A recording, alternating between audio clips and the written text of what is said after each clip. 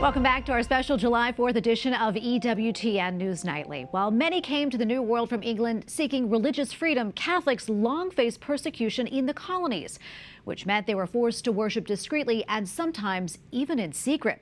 As EWTN's Catherine Hadro explains, one church in St. Mary's County, Maryland managed to survive those challenges as well as stand the test of time. This is St. Francis Xavier Church, the first established church in the 13 colonies, built by Jesuits in 1731.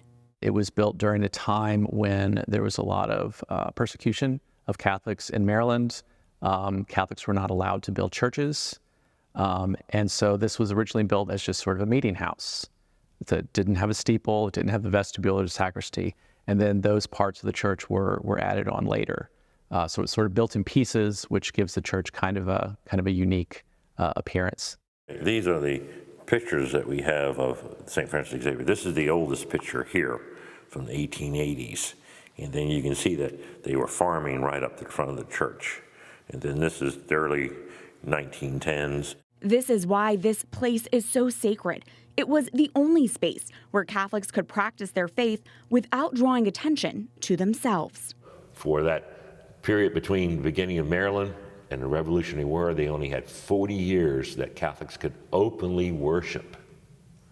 Not until the Declaration of Independence could they then openly worship in the United States at that point.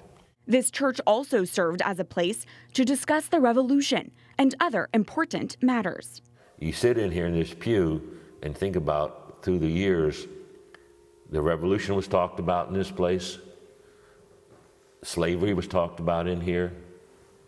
The war between the states was talked about in here.